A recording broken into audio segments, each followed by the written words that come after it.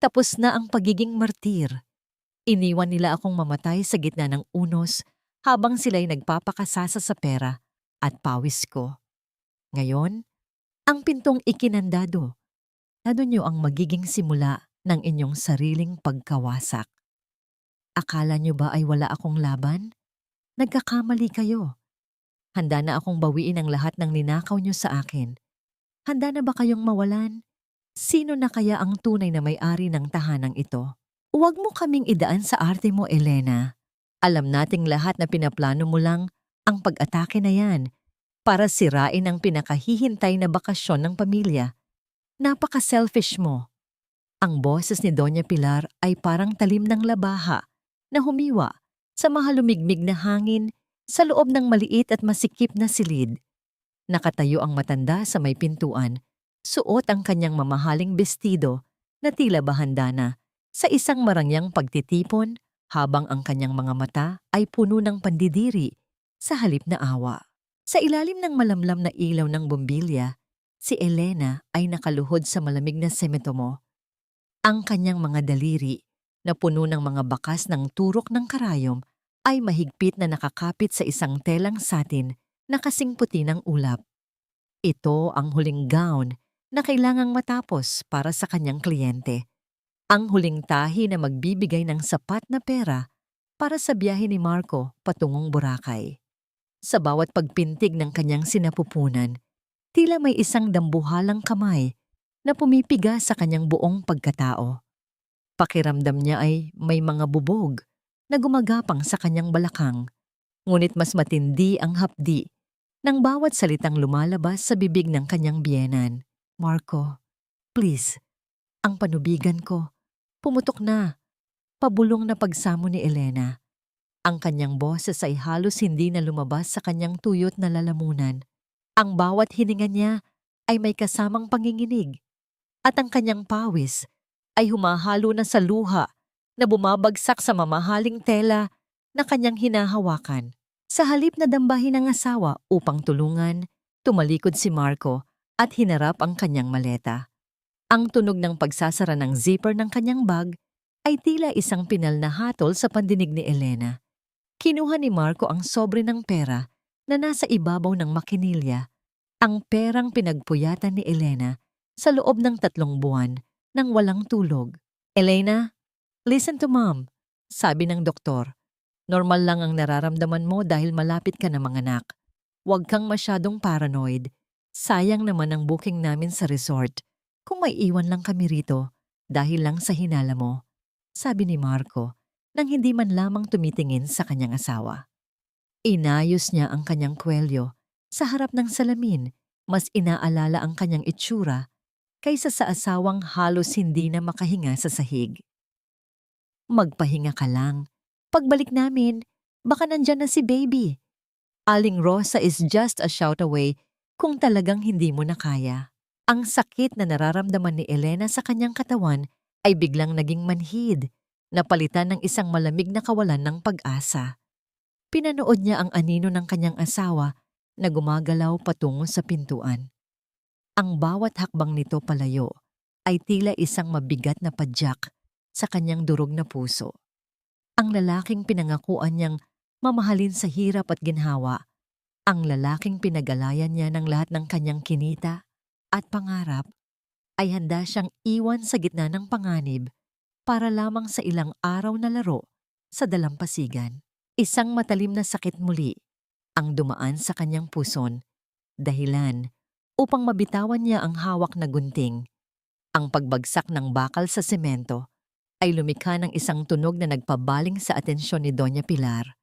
Lumapit ang matanda, hindi para alalayan ang manugang, kundi para kunin ang susi na nakasabit sa gilid ng pinto.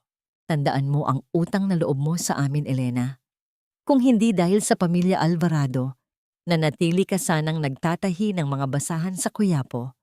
Ang konting sakripisyo para sa kaligayahan ng asawa mo ay maliit na bagay kumpara sa ibinigay naming pangalan sa'yo. Madiing bili ng matanda bago tuluyang lumabas. Narinig ni Elena ang mabibigat na hakbang ng pamilya Alvarado palabas ng kanilang bakuran.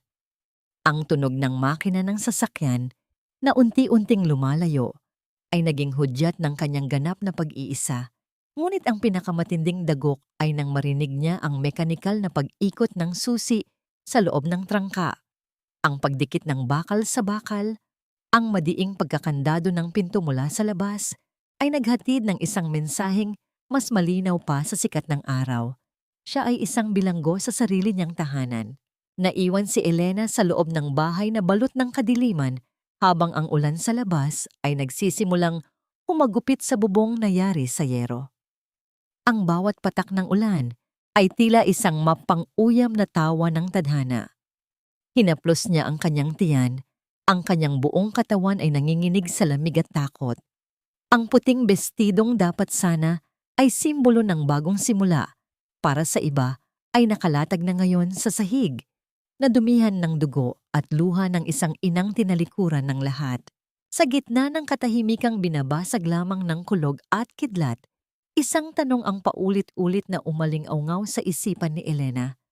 Ito ba ang halaga ng lahat ng kanyang pagsisikap?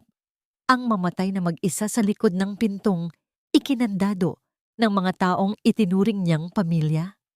Habang ang isang matinding kontraksyon ay muling bumalot sa kanyang katawan, napagtanto ni Elena na ang bahay na itinuring niyang silungan ay naging isang libingang buhay para sa kanya at sa kanyang anak.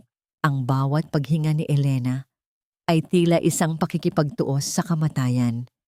Sa loob ng madilim na silid, ang tanging nagbibigay ng liwanag ay ang matatalim na kidlat na gumuguhit sa langit, na pansamantalang naglalantad sa kanyang kalunos-lunos na kalagayan. Ang bawat kontraksyon ay tila isang dambuhalang alon na humahampas sa kanyang marupok na katawan. Tila ba nais siyang lamunin ng sakit na walang katapusan. Ang malamig na semento ay naging saksi sa kanyang pag-ungol, isang tunog ng paghihirap na hindi marinig sa labas dahil sa bagsak ng ulan sa bubong na yero. Sa gitna ng kanyang paghihirap, ang kanyang mga kamay ay pilit na kumakapas sa dilim, naghahanap ng anumang bagay na mapanghahawakan. Ang kanyang mga daliri ay bumaon sa gilid ng kanyang makinilya, ang makinang naging katuwang niya sa pagbuo ng mga pangarap ng ibang tao. Ngunit ngayon ay tila isang malamig na monumento ng kanyang pagkabigo. Anak, lumaban ka. Huwag mo akong iiwan. Pabulong niyang pakiusap, habang ang kanyang paningin ay nagsisimulang lumabo. Ang bawat pintig ng kanyang puso ay tila isang papahina ng papahinang tambol sa gitna ng isang masukal na kagubatan. Sa kabilang panig ng pintong nakakandado, si Aling Rosa ay nababahala. Ang matanda, na sanay na sa pakikinig sa mga huni ng gabi, ay nakaramdam ng isang kakaibang bigat sa hangin. Alam niyang may mali. Nilapitan niya ang pintuan ng mga alvarado at idinikit ang kanyang tainga sa kahoy. Sa halip na tawanan o ingay ng telebisyon, ang narinig niya ay ang mahina at putol-putol na paghinga ng isang taong nawawalan na ng pag-asa. Hindi nag-atubili ang matanda. Kinuha niya ang isang mabigat na piraso ng bakal na ginagamit niya sa kanyang pangungulekta ng basura. Ang bawat paghampas niya sa trangka ng pinto ay nagdulot ng panginginig sa buong frame ng kahoy, hanggang sa ang matigas na bakal ay tuluyang tumama sa mekanismo ng kandado, dahilan upang bumigay ito at bumukas ang pinto ng malakas. Ang liwanag mula sa flashlight ni Aling Rosa ay tumama sa mukha ni Elena, na ngayon ay maputla na kasing puti ng papel at basang-basa ng sariling pawis. Diyos ko, Elena! Ang sigaw ni Aling Rosa ay puno ng sindak at awa. Agad niyang nilapitan ng babae, binalewala ang basa niyang damit. Sa gabing iyon, sa ilalim ng tumutulong bubong at sa gitna ng amoy ng kalawang at luma, isang himala ang naganap. Sa tulong ng mga magagaspang ngunit mapagkalingang kamay ni Aling Rosa, ang unang uiyak ng isang sanggol ay umalingaw-ngaw, binabasag ang katahimikan ng gabi. Ito ay isang tunog na mas malakas kaysa sa anumang kulog. Isang tunog ng buhay na nagpupumilit sumibol sa gitna ng kamatayan.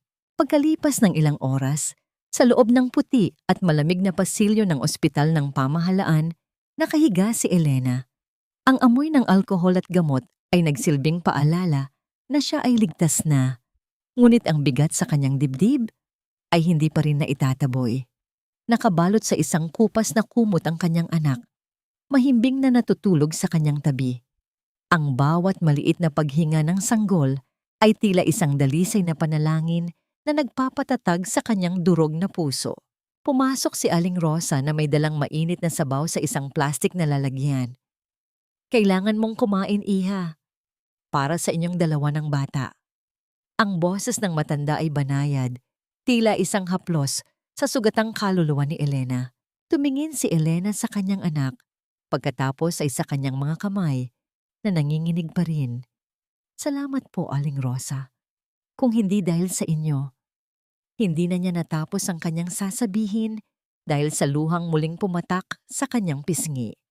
Ngunit sa pagkakataong ito, ang luha ay hindi nagaling sa sakit, kundi sa isang matinding determinasyon na unti-unting nabubuo sa kanyang loob. Kinuha niya ang kanyang lumang cellphone na may ilang porsyento na lamang ng baterya. Doon, bumungad sa kanya ang isang bagong post ni Clarice, ang kanyang kapatid sa asawa. Isang larawan ng isang marangyang hapunan sa Boracay na may caption na, "Celebrating life's best moments with the people who matter most. Family is everything." Isang mapait na ngiti ang gumuhit sa mga labi ni Elena. Ang pamilyang tinutukoy nila ay ang pamilyang nagkandado sa kanya sa dilim. Ang pamilyang handang isakripisyo ang kanyang buhay para sa isang gabi ng karangyaan. Hinawakan niya ng mahigpit ang kamay ng kanyang anak. Sa sandaling iyon, ang huling bahagi ng mahinang si Elena ay tuluyang pumanaw at isang bagong babae ang isinilang. "Family is everything." Pabulong niyang inulit ang mga salita, habang ang kanyang mga mata ay nagniningning sa ilalim ng malamlam na ilaw ng ospital. At dahil sa pamilyang yan, sisiguraduhin ko na wala silang matitira, kahit isang piraso ng karangyaan na ninakaw nila sa akin. Nang tingnan niya ang pangalan ng kanyang anak sa birth certificate na ibinigay ng nurse, iniwan niyang bakante ang puwang para sa apelyido ng ama. Sa kanyang isipan, may isang malaking lihim na tanging siya lamang ang nakakaalam. Isang lihim na magiging mitya ng pagbagsak ng mga Alvarado. Ang bawat patak ng swero mula sa bote na nakasabit sa gilid ng kanyang kama ay dahan-dahang gumagapang pababa sa tubo. Tila binibilang ang bawat segundong lumilipas sa gitna ng kanyang pag-iisa. Sa loob ng pampublikong ward ng ospital, kung saan ang hangin ay amoy gamot at hinaluan ng ingay ng mga bentilador na tila nahihirapang umikot, nakahiga si Elena na may mabigat na pasanin sa kanyang dibdib. Ang puting kisame na puno ng mga bitak ay tila isang mapa ng kanyang buhay, magulo, wasak, at tila anumang oras ay handang bumagsak sa kanya. Kinuha ni Elena ang kanyang cellphone, ang tanging gamit na nag-uugnay sa kanya sa mundong labas. Sa screen ay muling bumungad ang mukha ni Marco. Nakasuot ito ng mamahaling shades, nakangiti sa harap ng asul na dagat ng Boracay. Sa kanyang tabi ay si Doña Pilar, na tila reyna sa kanyang puting linen na bestido, at si Clarice na may hawak pang baso ng mamahaling inumin. Ang caption na "Family is a gift that lasts forever" ay tila isang malupit na biro na humahampas sa mukha ni Elena. Habang siya ay nakikipaglaban para sa kanyang buhay sa isang kama na manipis ang kutsyon, ang pamilyang itinuring niyang mundo ay nagpapakasasa sa karangyaan gamit ang perang pinagpuyatan niya sa pagtatahi. Naramdaman niya ang init ng kanyang mga luha, ngunit agad niya itong pinunasan. Hindi na siya iiyak para sa mga taong itinuring siyang basura. Ang bawat hapdi ng kanyang tahi ay nagsisilbing paalala na ang pag-ibig ay hindi dapat maging dahilan ng pagpapakababa. "Elena? Diyos ko, anong nangyari sa'yo?" Napalingon si Elena sa pintuan. Doon ay nakatayo si Attorney Liza Gutierrez, ang kanyang matalik na kaibigan noong kolehiyo na hindi niya nakita ng maraming taon dahil sa pagbabawal ni Marco. Suot ni Liza ang kanyang formal na blazer. Ang kanyang mga mata ay puno ng pag-aalala at galit nang makita ang kalagayan ng kaibigan. Liza? Tanging naisagot ni Elena.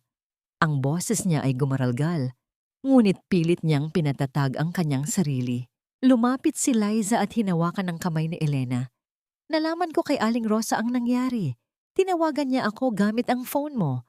Elena, bakit mo hinayaang umabot sa ganito? Bakit hindi ka nagsabi?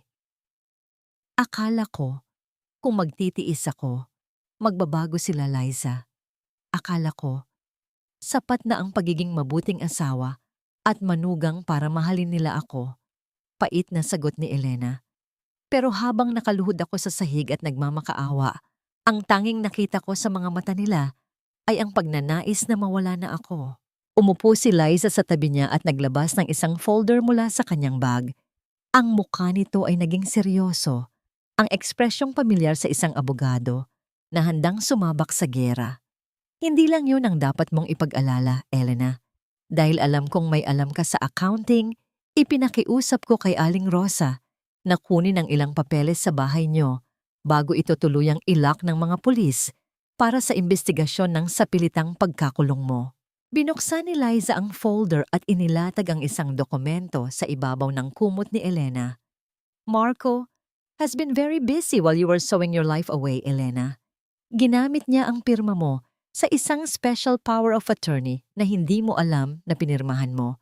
Isinangla niya ang bahay niyo sa isang malaking developer para sa isang loan na hindi niya binabayaran. Nanigas ang buong katawan ni Elena. Ang bahay na yon ay ang tanging bagay na itinuturing niyang proteksyon para sa kanyang anak. Ang bawat sentimo na ibinayad doon ay galing sa bawat tusok ng karayom sa kanyang mga daliri, sa bawat gabing hindi siya natulog para matapos ang mga order ng gown. Ibig mong sabihin, mawawala ang bahay namin? Pabulong na tanong ni Elena. Umiling si Liza, isang matalim na ningning ang lumitaw sa kanyang mga mata. Iyan ang akala niya, pero nakalimutan ni Marco ang isang mahalagang detalye na tanging ang isang magaling na accountant at abogado lamang ang makakapansin.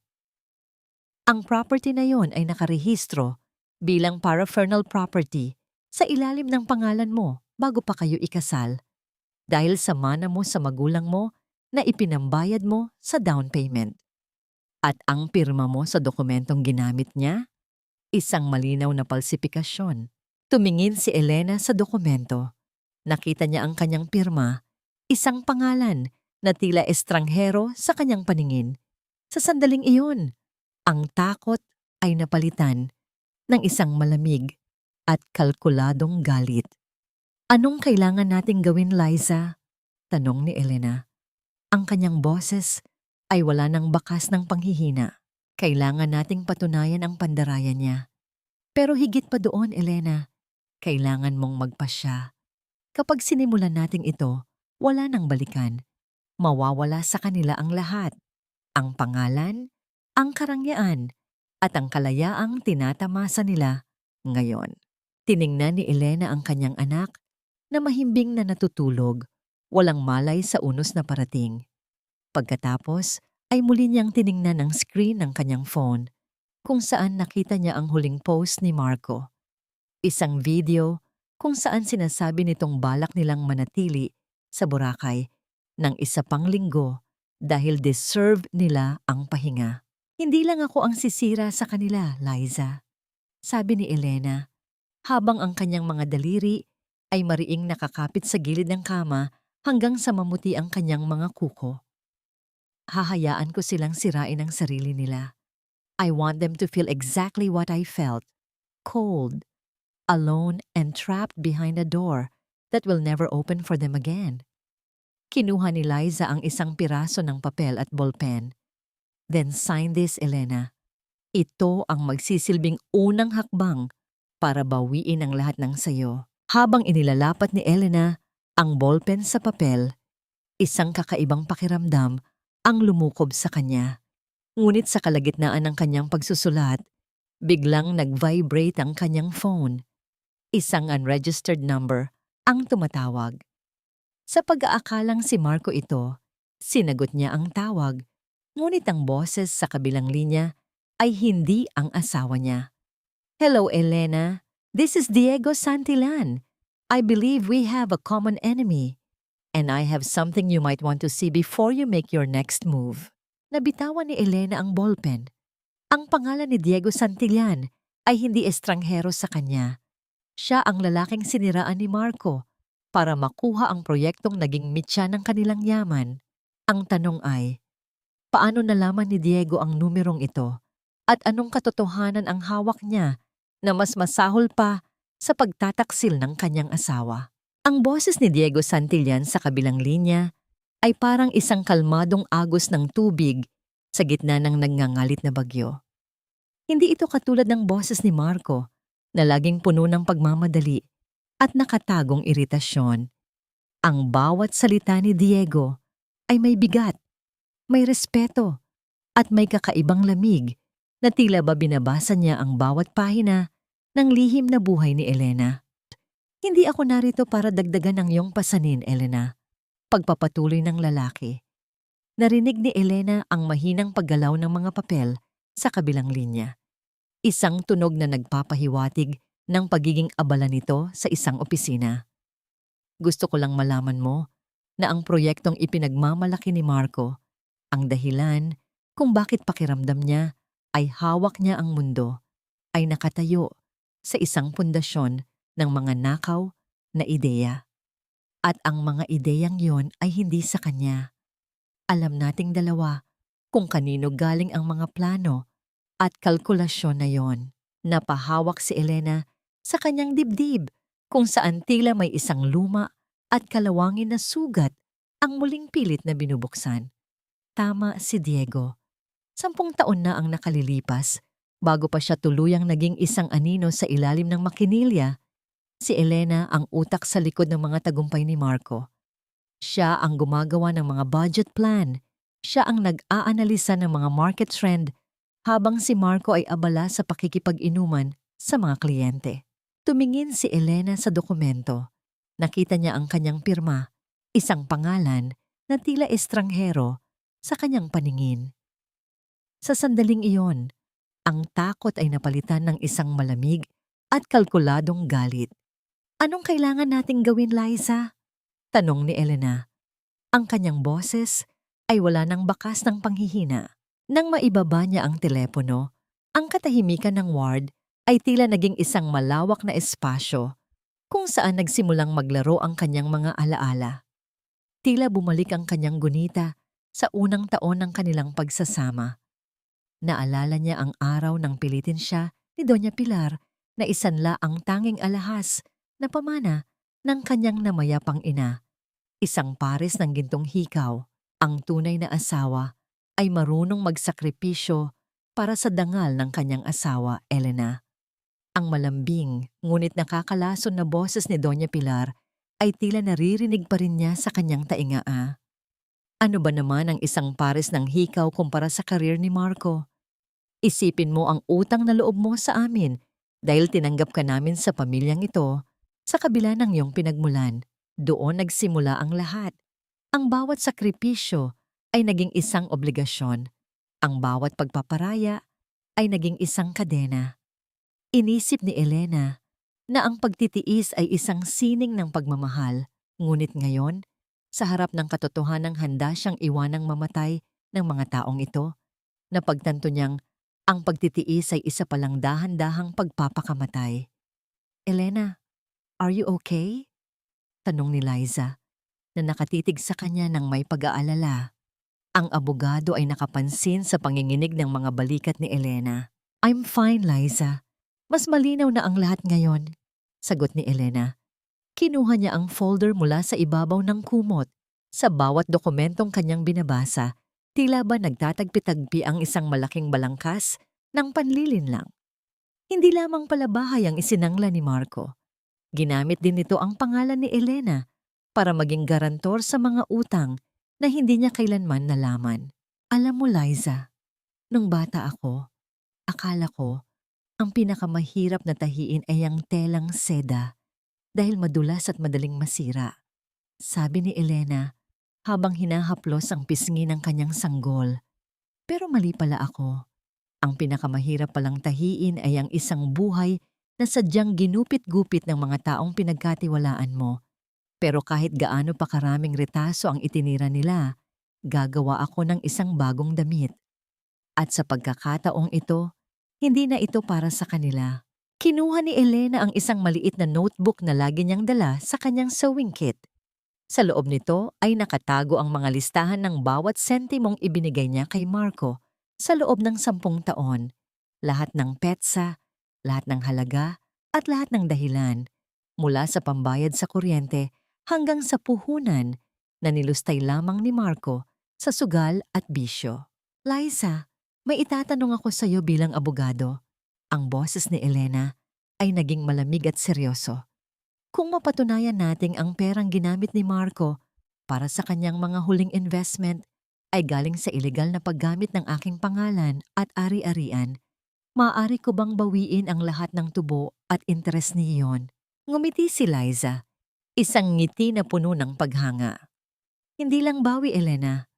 Maaari nating ipawalang bisa ang lahat ng transaksyon niya at i-freeze ang lahat ng accounts na may kaugnayan sa pangalan mo. He will be left with nothing but his debts. Sa gitna ng kanilang usapan, biglang bumukas ang pinto ng ward. Isang nurse ang pumasok na may dalang isang malaking basket ng prutas at mga bulaklak. Para kay Mrs. Maristela po, sabi ng nurse. Kinuha ni Elena ang card na nakasabit sa basket. Walang pangalan ang nakalagay, kundi isang maikling mensahe sa wikang Tagalog. Ang mga retasong itinapon mo ay kukunin ko at gagawin nating isang obra maestra. Magpalakas ka. Magkikita tayo sa tamang panahon. Hindi kailangan ni Elena ng pangalan para malaman kung kanino galing iyon. Ngunit habang tinititigan niya ang mga bulaklak, isang kakaibang kaba ang dumaloy sa kanyang sistema. Hindi niya alam kung ang basket na ito ay isang alok ng tulong o isang babala na ang kanyang laban ay hindi lamang laban sa pamilya Alvarado, kundi laban sa isang mundong mas mapanlinlang kaysa sa inaakala niya. Liza! Pabulong na tawag ni Elena habang ang kanyang mga mata ay nananatiling nakapako sa mga bulaklak. Kailangan nating bumalik sa bahay bago sila makauwi mula sa Boracay. May isang bagay akong itinago sa ilalim ng sahig ng aking makinilya. Isang bagay na hindi nila nakita noong hinalughog nila ang mga gamit ko. Ano iyon, Elena? Tanong ni Liza. Ang tunay na kopya ng huling testamento ng tatay ni Marco, sagot ni Elena, na naging dahilan ng pananahimik ng buong silid.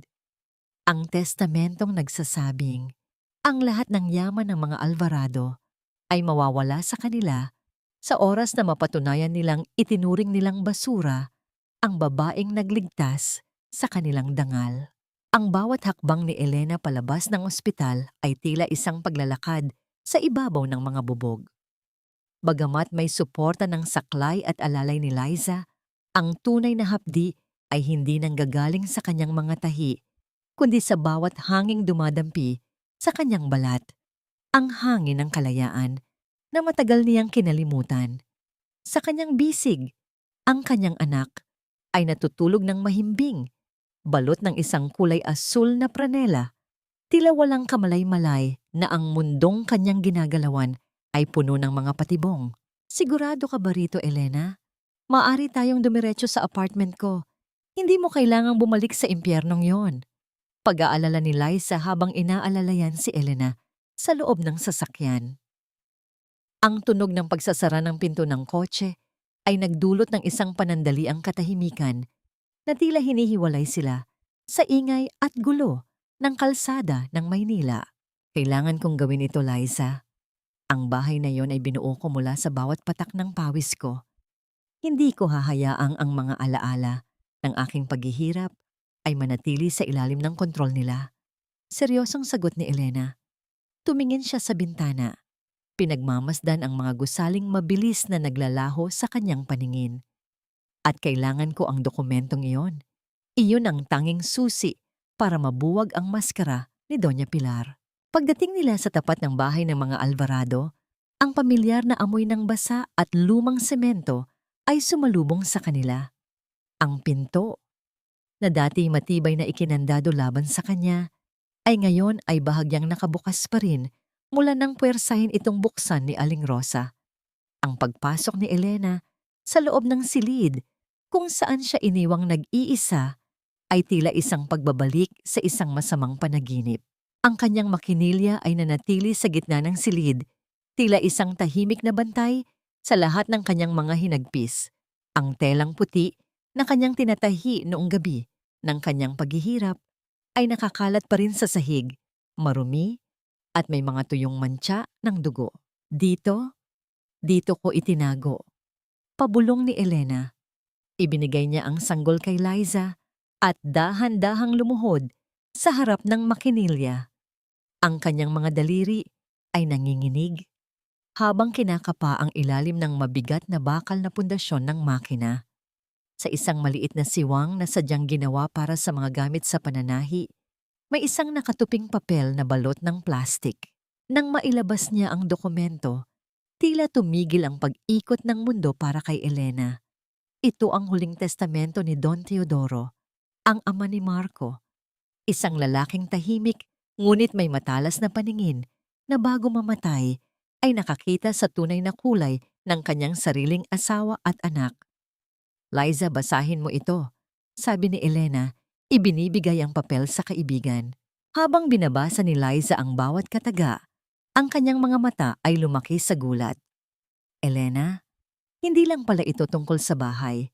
Nakasaad dito na ang lahat ng shares ng pamilya sa kanilang kumpanya ay hindi maaring ibenta o isanla nang walang pahintulot ng tagapangalaga ng dangal ng pamilya.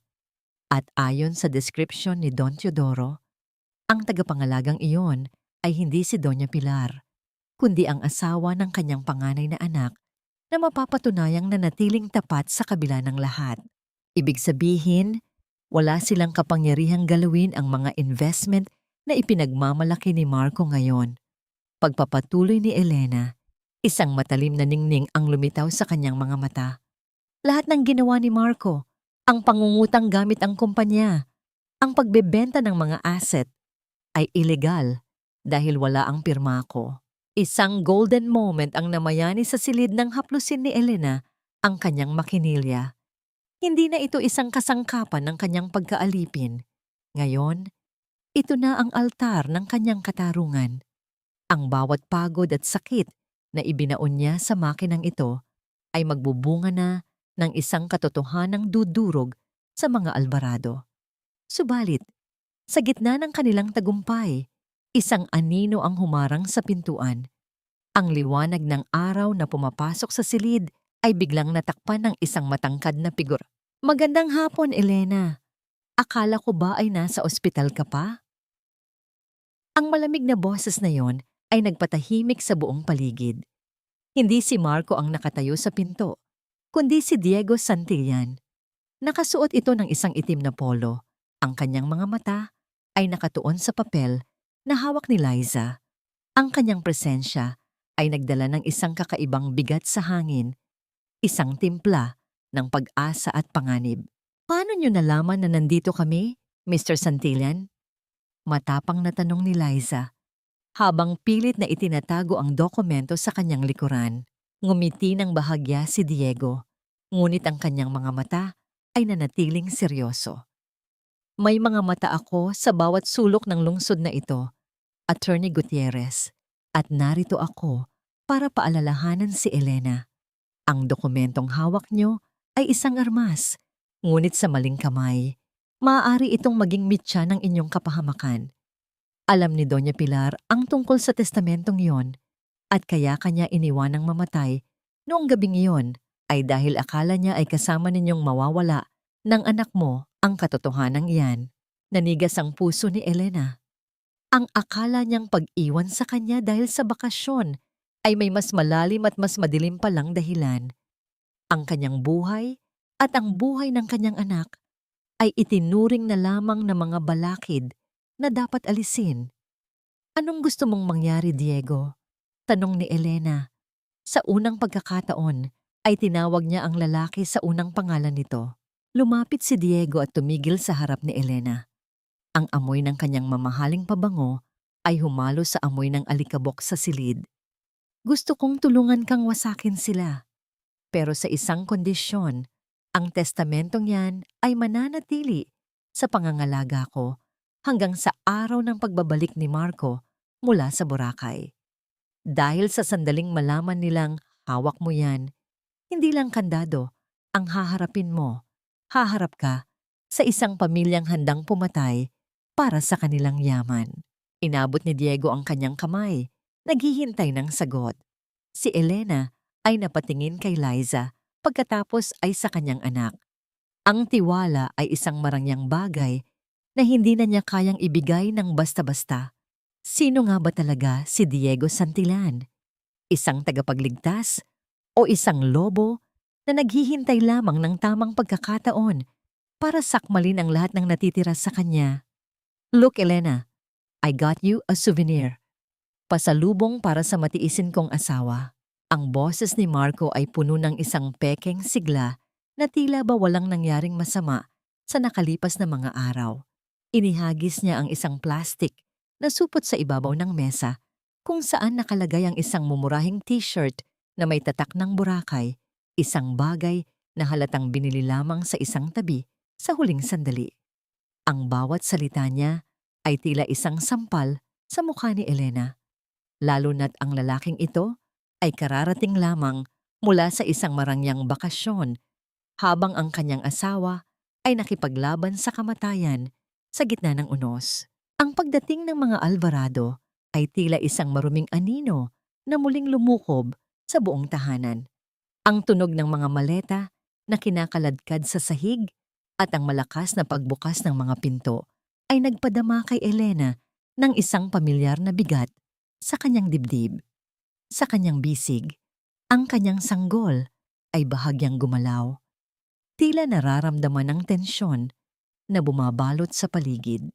Naku, Marco, huwag mo ngang masyadong amuin yan. Pagkatapos ng ginawa niya, pinag-usapan tayo ng buong barangay dahil sa pagpapaiskandalo niya sa mga kapitbahay. Ang matalim na boses ni Doña Pilar ay umalingaw-ngaw mula sa pasilyo. Pumasok ang matanda sa silid, bitbit ang kanyang mga gamit at agad na naglabas ng isang pamaypay upang itaboy ang tila ba maruming hangin na dala ni Elena. Elena, hindi mo man lang ba naisip ang reputasyon ng pamilya Alvarado? Ang sabi ng mga tsismosa sa labas, hinayaan ka raw naming manganak ng mag-isa. How could you let them think that? Nanatiling tahimik si Elena. Nakaupo siya sa gilid ng kama. Ang kanyang likod ay tuwid, ngunit ang kanyang kalooban ay tila isang bulkan na nagbabadyang sumabog.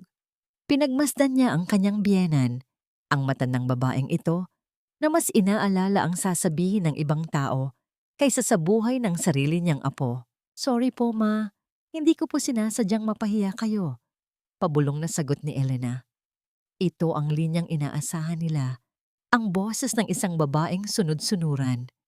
Ngunit sa ilalim ng kanyang mga pilik mata, ang mga mata ni Elena ay hindi na puno ng takot, kundi ng isang mapait na pananabik sa hustisya.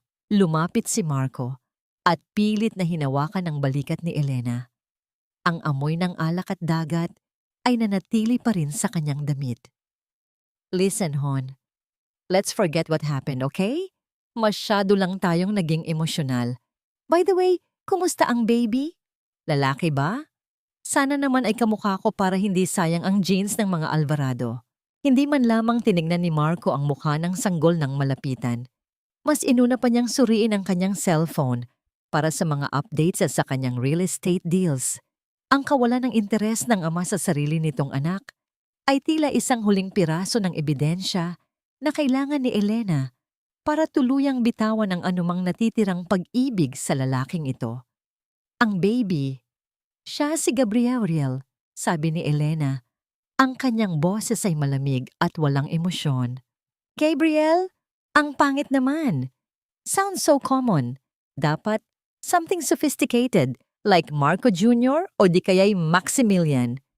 Pangungutya ni Clarice, nakapapasok lang Bitbit ang mga shopping bags na puno ng mga bagong damit.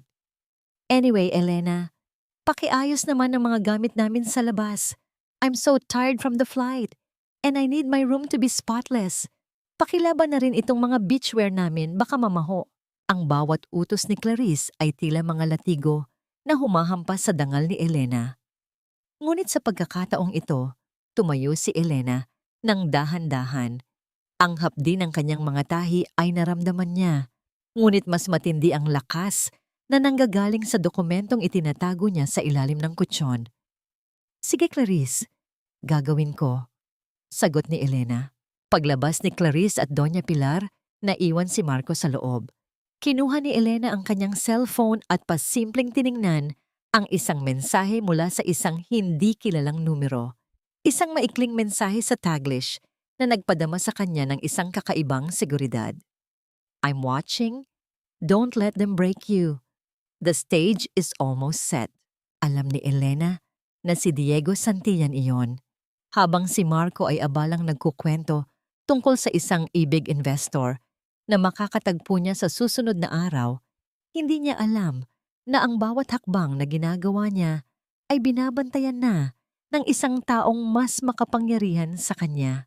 Alam mo, Elena, bukas na ang simula ng pagyaman natin, masayang sabi ni Marco, habang humihiga sa kama na tila ba wala siyang kasalanang dapat bayaran.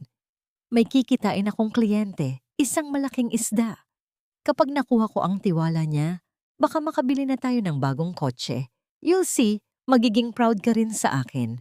Tumalikod si Elena at nagsimulang itupi ang mga damit. Isang mapait na ngiti ang gumuhit sa kanyang mga labi. Alam niya kung sino ang tinutukoy ni Marco na malaking isda. Ang hindi alam ni Marco ay ang isdang iyon ang siyang hihila sa kanya, pababa sa kailaliman ng dagat na kanyang kinatatakutan. Sa gitna ng katahimikan, narinig ni Elena ang mahinang paghilik ni Marco, ang lalaking naniniwalang siya pa rin ang hari sa loob ng tahanang iyon. Ngunit sa bawat segundong lumilipas, ang mga dingding ng bahay na yon ay tila bumubulong ng isang katotohanan. Ang reyna ay gising na at ang kanyang unang hakbang ay hindi patungo sa paglilingkod, kundi patungo sa isang digmaang walang sinuman sa pamilya Alvarado ang nakahandang harapin. Habang nakatingin si Elena sa madilim na pasilyo, isang katanungan ang pumasok sa kanyang isipan. Hanggang kailan kaya mananatili ang nangiti sa mga labi ni Marco bago niya malaman na ang sarili niyang asawa ang humahawak ng mitsa na susunog sa kanyang buong mundo? Ang bawat hakbang ni Elena palayo sa bahay ng mga Alvarado ay tila isang pagtakas mula sa isang malaking kulungan na walang rehas. Bit-bit ang kanyang munting anak na si Gabriel. Maingat siyang sumakay sa isang taxi patungo sa address na ibinigay ni Diego Santillan. Ang kaba sa kanyang dibdib ay tila isang malakas na tambol na hindi tumitigil. Ngunit ang bawat tingin niya sa mukha ng kanyang anak ay nagbibigay sa kanya ng lakas na harapin ang anumang naghihintay sa kanya sa dulo ng biyaheng ito. Nakarating siya sa isang mataas at modernong gusali sa gitna ng Makati. Ang kinang ng salamin at bakal ay tila ba nanunuya sa kanyang simpleng kasuotan at sa pagod na bakas sa kanyang mukha. Pagpasok niya sa opisina ni Diego, ang katahimikan at ang amoy ng mamahaling kape at sariwang bulaklak ay agad na bumalot sa kanya.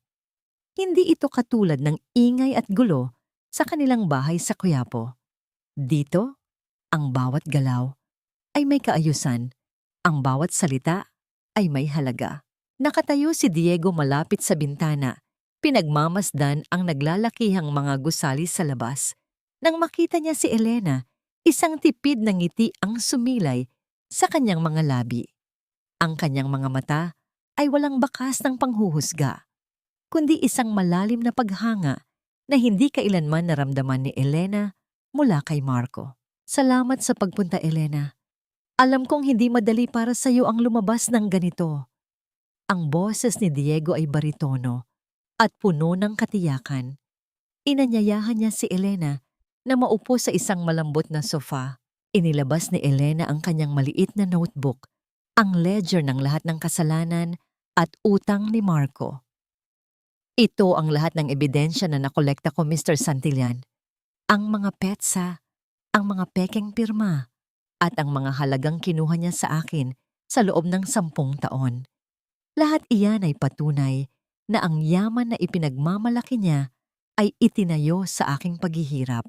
Kinuha ni Diego ang notebook at dahan-dahang binuklat ang mga pahina. Ang kanyang mga kilay ay nagsalubong habang sinusuri ang bawat numero. Napakatalas ng iyong isipan pagdating sa mga numero, Elena. Ang paraan ng pagkakagawa mo ng audit na ito ay hindi matatawaran. Marco was foolish to think you were just a simple seamstress. You are a brilliant accountant hiding in the shadows of a tailor shop. Dama ni Elena ang init na umakyat sa kanyang mga pisngi. Ang marinig ang gayong papuri mula sa isang taong tulad ni Diego ay tila isang gamot na humihilom sa mga sugat ng kanyang pagkatao. Sa unang pagkakataon sa loob ng maraming taon, naramdaman niyang nakita ang kanyang tunay na halaga.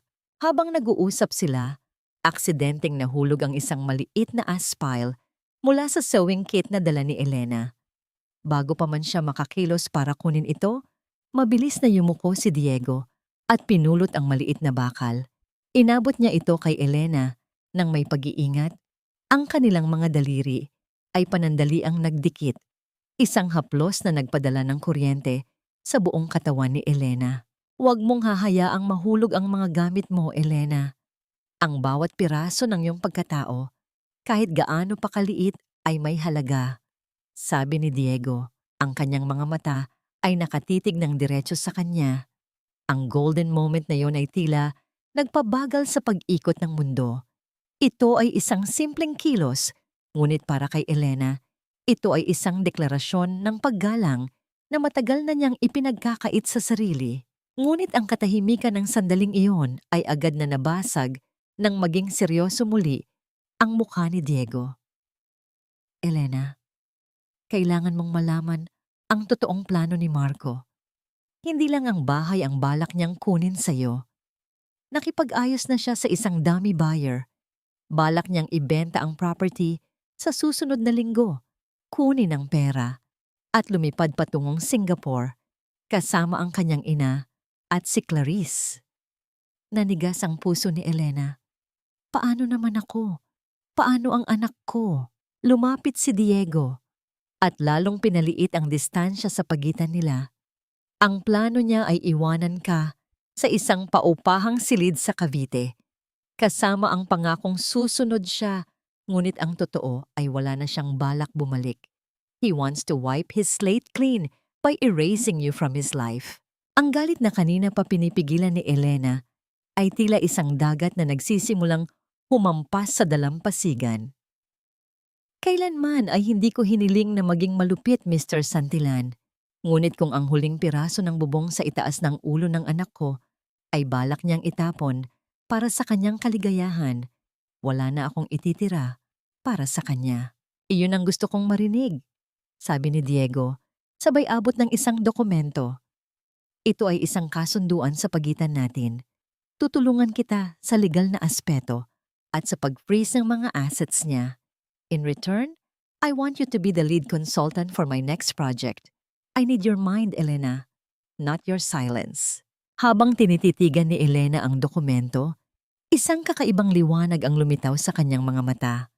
Gagawin ko, pero may isa akong hiling. Gusto kong ako mismo ang magsarado ng pinto sa harapan nila kapag wala na silang matuluyan. Ngumiti si Diego, isang ngiti na puno ng panganib at pangako. Matutupad ang iyong hiling, Elena, pero maghanda ka. Dahil bukas, ang lihim na relasyon ni Marco sa kanyang business partner ay ilalabas ko na sa publiko. At sa sandaling iyon, ang tanging matitira sa kanya ay ang puot ng kanyang sariling asawa. Bumalik si Elena sa bahay ng may bagong pag-asa. Ngunit pagpasok niya sa pintuan, nakita niya si Marco na masayang nag-eempake ng mga gamit ni Gabriel. Anong ginagawa mo, Marco? Tanong ni Elena.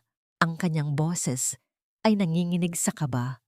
Hinarap siya ni Marco na may malapad na ngiti, ngunit ang kanyang mga mata ay malamig. Good news, Hon. Nakahanap ako ng mas magandang matitirhan niyo ni Baby. Temporary lang naman, habang inaayos ko ang business deal ko. Kakausapin ka na lang ni Mama bukas para sa paglipat niyo. Mas makakabuti ito para sa ating lahat. Ang katotohanang sinabi ni Diego ay tila isang mabilis na kidlat na tumama kay Elena. Ang pagsisinungaling ni Marco ay tila wala ng hangganan. Habang pinapanood ni Elena ang asawa na itinatabi ang mga damit ng kanyang anak, napagtanto niyang ang digmaan ay hindi na lamang nasa hinaharap. Ito ay nagsimula na sa loob mismo ng kanyang tahanan. Para ito sa kinabukasan ni Gabriel, Elena. Huwag mong unahin ang iyong pride. Ang isang mabuting ina ay handang tumira kahit sa dampa, basta't ang kanyang pamilya ay nasa maayos na kalagayan. Ang boses ni Doña Pilar ay tila isang malambot na pelus na bumabalot sa isang matalim na balaraw. Nakaupo ang matanda sa kanyang paboritong tumba-tumba. Ang bawat pag-ugoy nito ay lumilikha ng isang mabagal at nakakaantok na ritmo sa gitna ng sala. Sa harap niya, si Elena ay nakatayo. Ang kanyang mga kamay ay basa pa mula sa paglalaba ng mga mamahaling damit ni Clarice. Ang init ng hapon sa Manila ay tila sumasakal sa kanya, ngunit mas matindi ang bigat ng bawat salitang lumalabas sa bibig ng kanyang biyenan. Pero ma, bakit kailangang lumipat agad? Hindi pa nga lubos na magaling ang aking mga tahi mula sa panganganak. Pagsamo ni Elena, bagamat alam niya sa kanyang loob na ang bawat salita niya ay tila bumabangga lamang sa isang pader na bato. Naku Elena, ang arte mo talaga!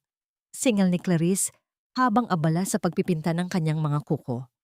Ang amoy ng acetone ay humahalo sa amoy ng nilulutong hapunan ni Elena na nagdudulot ng pananakit ng kanyang ulo. I mean, look at this place. Ang dumi-dumi na rito. Marco is doing this for you. Para hindi ka na mahirapan sa pag-akyat panaog sa hagdan. You should be grateful na iniisip pa niya ang welfare niyo ni Baby. Tinitigan ni Elena ang kanyang hipag. Ang kawalan ng hiya sa mga mata ni Clarice ay tila isang malalim na balon ng kasakiman. Alam ni Elena ang katotohanan.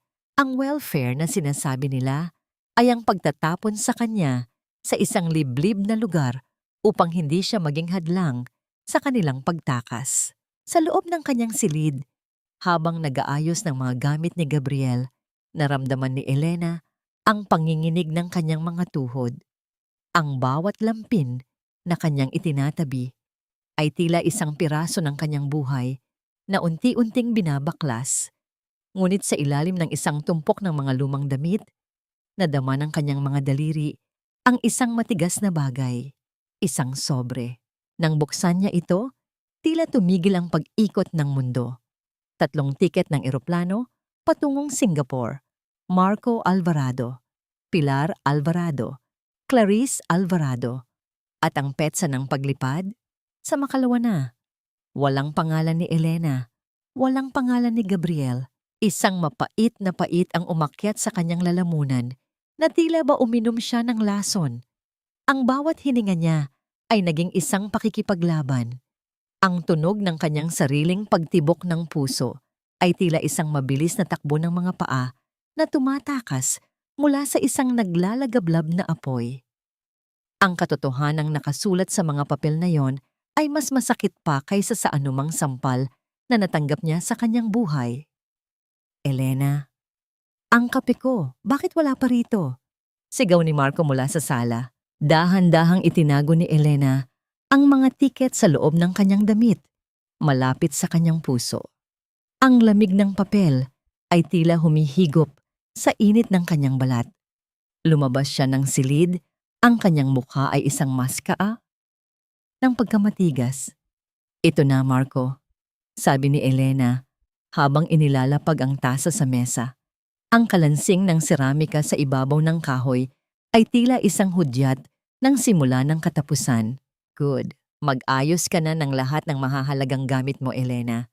Bukas na bukas din, may darating na sasakyan para dalhin kayo sa bago niyong titirhan. Huwag mo nang dalhin ang makinilya mo. Bibili na lang kita ng bago doon. Sabi ni Marco nang hindi man lamang tumitingin sa kanya. Ang kanyang mga mata ay nakapako sa telebisyon.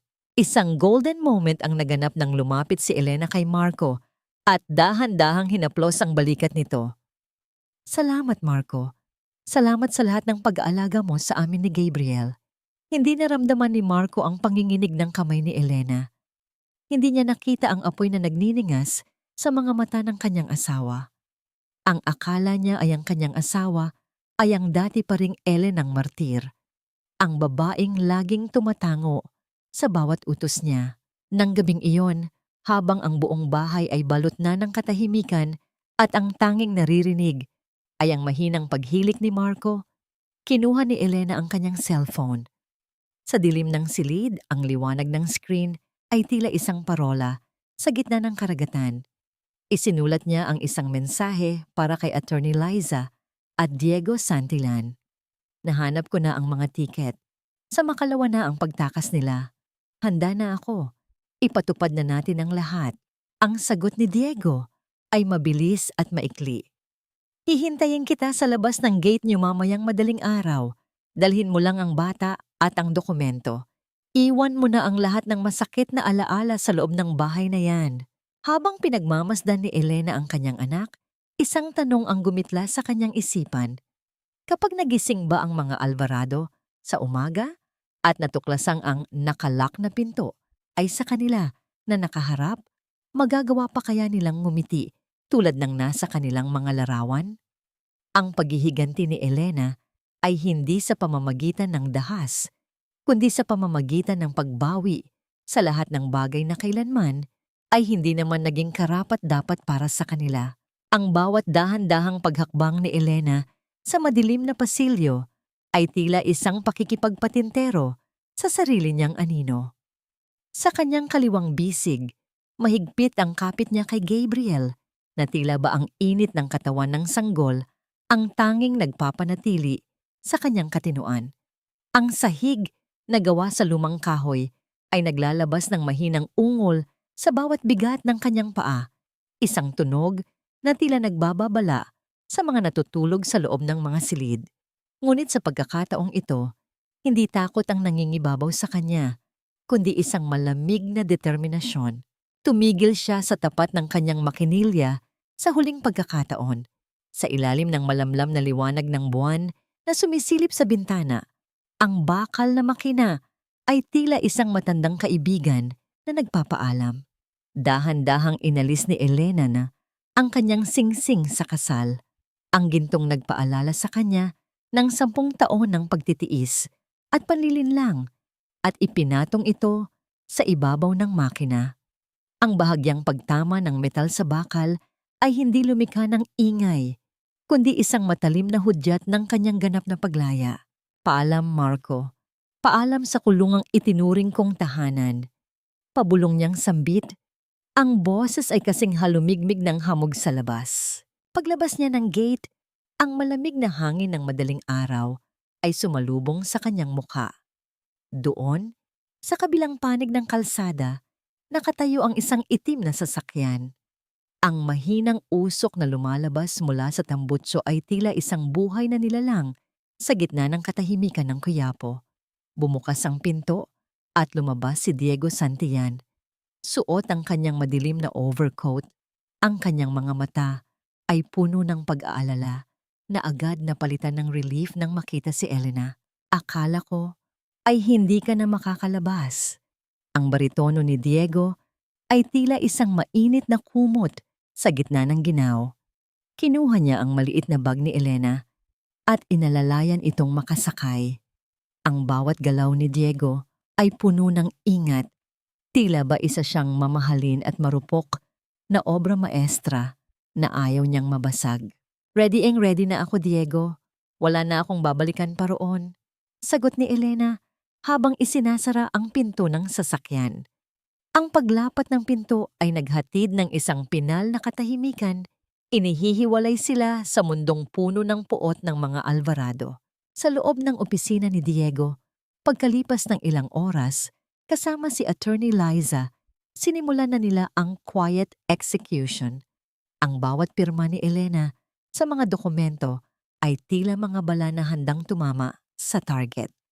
Sa pamamagitan ng kapangyarihan ng testamentong nahanap ni Elena, inilipat nila ang lahat ng utang ni Marco sa ilalim ng isang hawak na kumpanya ni Diego at sabay na ipinag-utos ang pag-freeze ng lahat ng bank accounts na may kaugnayan sa ari-arian ni Don Teodoro.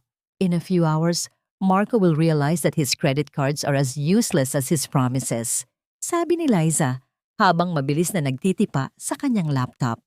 Ang bawat pagpindot niya sa keyboard ay tila isang mabilis na tibok ng puso na naghahatid ng hustisya. Isang golden moment ang namayani nang iabot ni Diego ang isang baso ng mainit na gatas kay Elena. Uminom ka muna. You've done enough for today, Elena. Let the law do the rest of the work. Pinagmasdan ni Diego ang paraan ng paghawak ni Elena sa baso. Ang kanyang mga daliri na may mga bakas ng hirap ay unti-unti nang kumakalma. Sa sandaling iyon, hindi lamang nakita ni Diego ang isang biktima, kundi isang reynang handang bawiin ang kanyang kaharian. Samantala, sa loob ng bahay ng mga Alvarado, nagising si Marco na may malapad na ngiti. Ngayon ang araw na inaasahan niyang matatanggap ang paunang bayad mula sa kanyang business deal.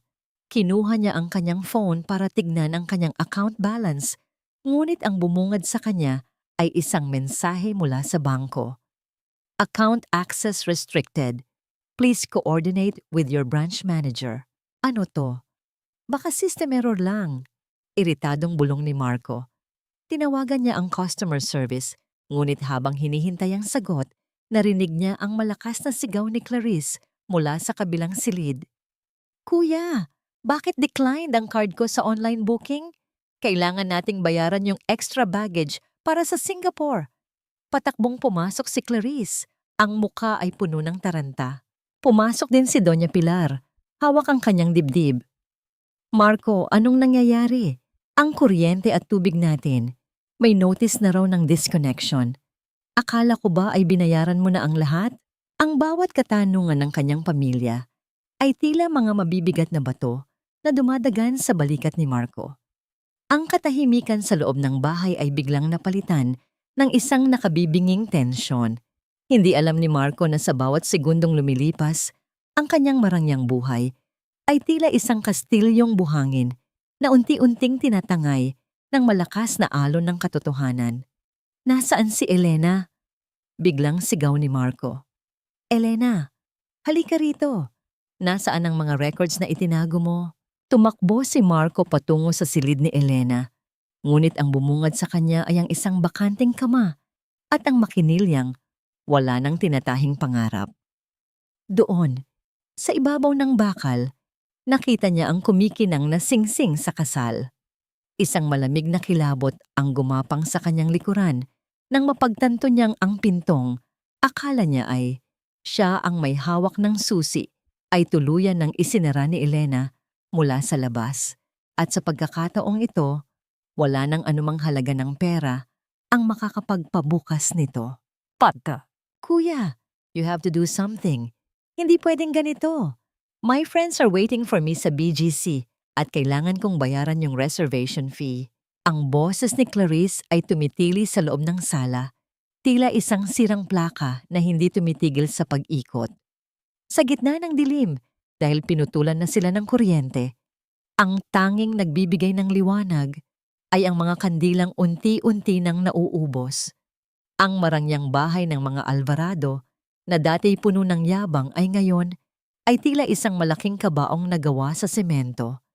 Ang bawat anino sa dingding ay tila mga mapanuyang muka na pinagtatawanan ang kanilang sinapit. Nakaupo si Marco sa sahig, ang kanyang buhok ay gulo-gulo at ang kanyang polo ay lukot-lukot. Hawak niya ang kanyang ulo, tila ba sinusubukang pigilan ang pagputok nito sa dami ng problemang dumadagsa. Clarice, tumahimik ka. Wala na tayong pera. Hindi mo ba naiintindihan? I-freeze lahat ng accounts ko.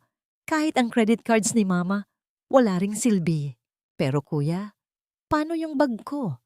I already posted it on Instagram. Sabi ko bago ito, you promised me na yung commission mo sa deal ang pambayad dito. Patuloy na pag-iinarte ni Clarice habang mahigpit na nakayakap sa kanyang designer bag na kulay ginto. Ang bag na yon ay ang mismong dahilan kung bakit nawala ang huling ipon ni Elena para sa pag-aaral ni Gabriel. Ninakaw ito ni Clarice mula sa lihim na taguan ni Elena sa pag-aakalang hindi ito mapapansin dahil abala si Elena sa pananahi. Ang bawat tahi ng bag na yon ay tila mga patunay ng pagiging ganid ni Clarice, isang babaeng mas pinahalagahan ang tingin ng ibang tao kaysa sa buhay ng sarili niyang pamangkin. Samantala, sa isang ligtas at maliwanag na opisina sa kabilang bahagi ng lungsod, pinapanood ni Elena ang mga live updates mula sa mga surveillance photos na ipinadala ng mga tauhan ni Diego. Nakita niya ang itsura ni Clarice. Ang mukhang dati puno ng kolorete ay ngayon ay lodretso na ng luha at uling mula sa kandila. Isang golden moment ang namayani nang makita ni Elena ang isang lumang larawan sa kanyang cellphone. Ito ang larawan ng kanyang ina. Suot ang isang simpleng kwintas na pilak. Nakita niya sa isa pang photo na suot-suot ni Clarice ang kwintas na yon sa isang party noong nakaraang buwan. Hinaplos ni Elena ang screen. Ang kanyang mga mata ay puno ng pait. Ang bawat bagay na kinuha mo sa akin, Clarice, ay ibabalik mo ng may kasamang interes. Hindi pera ang kinuha mo, kundi ang huling alaala ng nanay ko. Elena, look at this, sabi ni Diego. Iniharap ang isang laptop. Isang video ang nagplay. Si Clarice, nasa isang madilim na sulok ng isang bar. May tinatanggap na maliit na pakete mula sa isang lalaking nakahood. Hindi lang pagnanakaw ang alam ng hipag mo. She's been into some heavy stuff lately. At ang perang ninanakaw niya sa'yo? Iyon ang ipinambabayad niya sa kanyang bisyo. Nanlumo si Elena. Hindi niya akalain na sa ilalim ng maskara ng pagiging social at sophisticated ni Clarice ay may ganito palang dumi. Ang pamilyang ipinagmamalaki ni Doña Pilar na may dangal ay sa katotohanan ay bulok. Hanggang sa kaibuturan. Diego, kailangan nating ipaalam ito sa mga awtoridad. Hindi para ipakulong siya agad, kundi para magkaroon ng record. I want her to realize na ang mundo niya ay hindi gawa sa ginto, kundi sa kasinungalingan. Ang boses ni Elena ay matatag, walang bakas ng pag-aalinlangan. Bumalik ang eksena sa bahay ng mga Alvarado. Sa gitna ng kanilang pag-aaway, may malakas na pagkatok sa kanilang gate. Ang tunog ng bakal na hinahampas ng isa pang piraso ng bakal ay umalingaw-ngaw sa buong kalsada. Marco Alvarado, buksan mo itong pinto. Ang utang mo sa amin, kailangan mo nang bayaran ngayon din. Sigaw ng isang boses mula sa labas. Nanginig si Marco.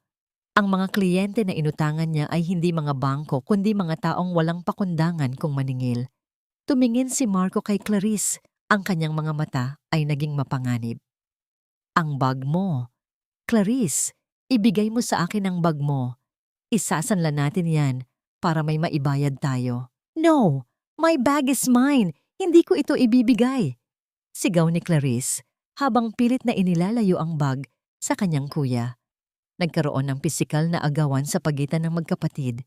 Ang marangyang bag na naging simbolo ng pangarap ni Clarice ay ngayon ay pinag-aagawan sa gitna ng dumi at dilim. Sa huli, napunit ang strap ng bag at ang laman nito ay nagkalat sa sahig kasama ang mga maliliit na pakete ng bawal na gamot na pilit na itinago ni Clarice. Eksaktong sa sandaling iyon, ang liwanag mula sa mga flashlight ng mga pulis ay tumama sa bintana ng kanilang sala.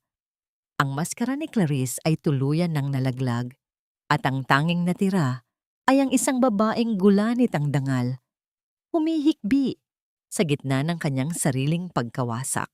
Habang pinagmamasdan ni Elena ang lahat mula sa monitor, isang tanong ang nanatili sa kanyang isipan. Kung ang anak ni Doña Pilar ay ganito kabulok, gaano pa kaya kalalim ang lihim na itinatago ng matanda upang mapanatili ang imahe ng kanilang pamilya? Ito na ba ang ipakakain mo sa akin, Marco? Isang latang sardinas? Pagkatapos ng lahat ng sakripisyong ginawa ko para sa dangal ng pamilyang ito? Ang boses ni Doña Pilar ay nanginginig, hindi dahil sa lamig ng gabi, kundi dahil sa matinding puot na nanunuot sa kanyang mga buto. Nakaupo ang matanda sa dulo ng mahabang mesa na yari sa Narra. Ang mesang dati ay puno ng lechon, hamonado, at mga mamahaling alak tuwing may okasyon.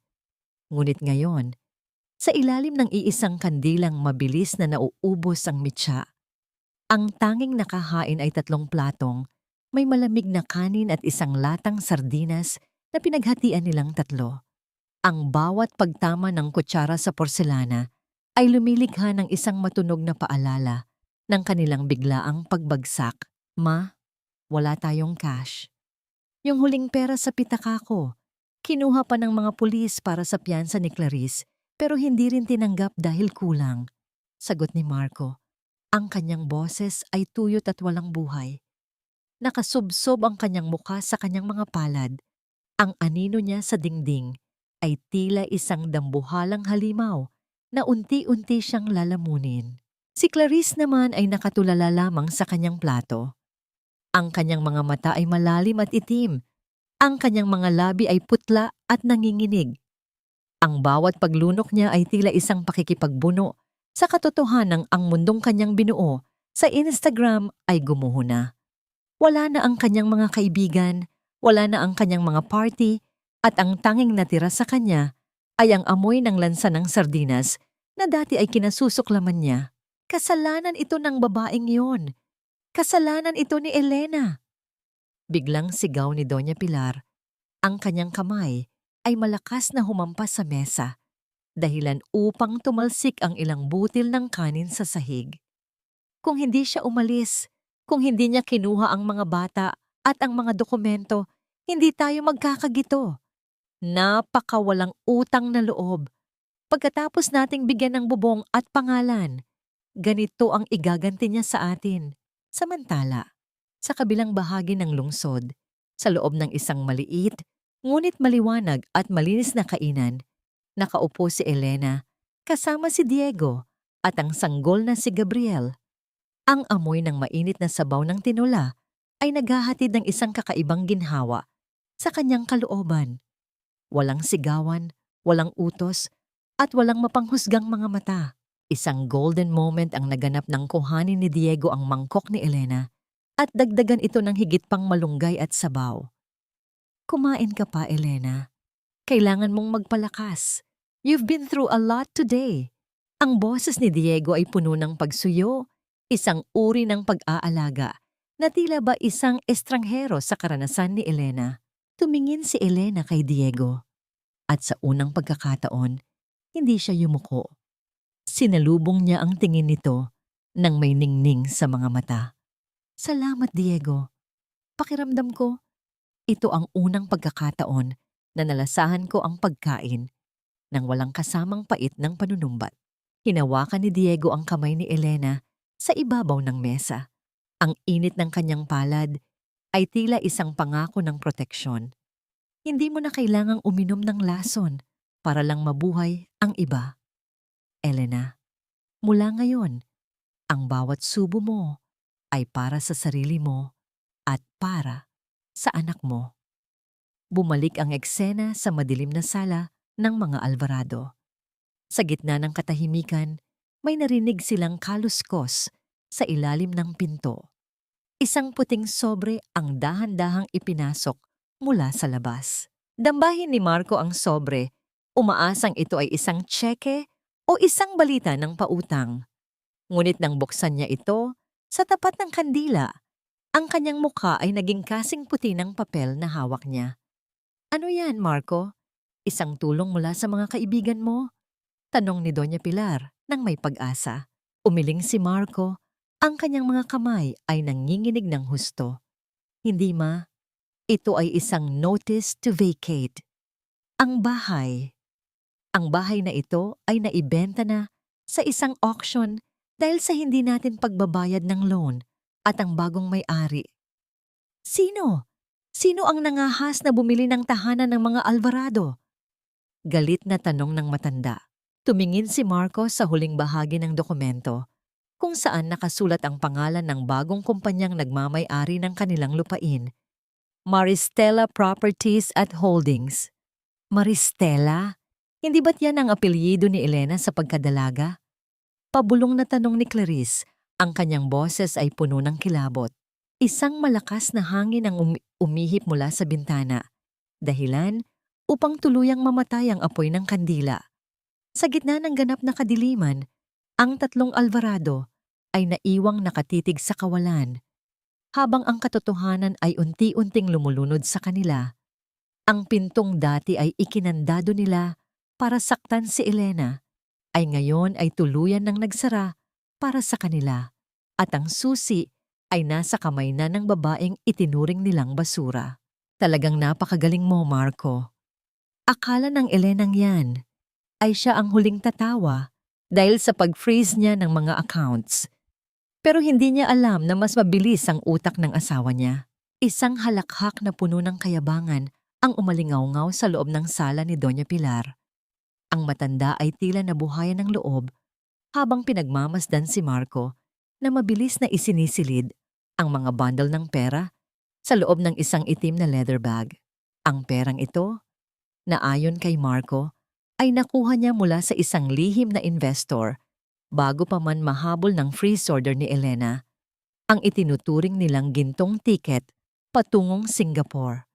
Sa kanilang isipan, ang panalo ay nasa panig pa rin nila, at ang bukas ay nangangako ng isang marangyang pagsisimula sa ibang bansa, malayo sa gulo na iniwan ni Elena. Sinasabi ko sa inyo, Ma Clarice, ang mga babaeng katulad ni Elena ay hanggang dyan lang. Akala niya siguro ay matatalo niya ako sa sarili kong laro. Mayabang na sabi ni Marco habang hinihigpitan ang strap ng kanyang bag. Ang bawat kilos niya ay puno ng kumpiyansa. Tila ba nakalimutan na niya ang gabi kung kailan iniwan niyang naghihingalo ang sariling asawa. By the time na ma-realize nila na wala na tayo rito, nasa Marina Bay na tayo at nag-e-enjoy sa buhay. Hayaan natin siyang mabulok sa Quiapo kasama ang kanyang mga dokumento. I can't wait to post our departure photos, sabat ni Clarice, na abala sa pagpili kung aling designer sunglasses ang isusuot niya sa airport. Ang kanyang mga mata ay nagniningning sa tuwa. Tila ba ang lahat ng takot at pagkapahiya noong mga nakaraang araw ay biglang naglaho. I'll make sure to block Elena first, so she won't see how happy we are without her. Isang golden moment ang naganap nang huminto si Marco sa tapat ng larawan ng kanilang pamilya na nakasabit sa dingding. Dahan-dahan niyang kinuha ang frame at itinapon ito sa semento. Ang tunog ng pagbasag ng salamin ay tila isang pinal na pagputol sa lahat ng ugnayan nila sa nakaraan.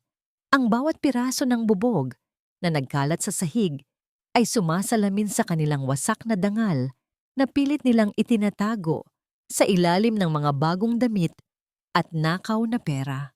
Iwanan na natin ang lahat ng basura rito, malamig na utos ni Marco. Bit-bit ang kanilang mga maleta. Naglakad sila patungo sa pintuan. Ang kanilang mga puso ay puno ng kagalakan. Isang uri ng pagdiriwang na tanging ang mga hangal lamang ang nakakagawa sa gitna ng nagbabadyang sakuna.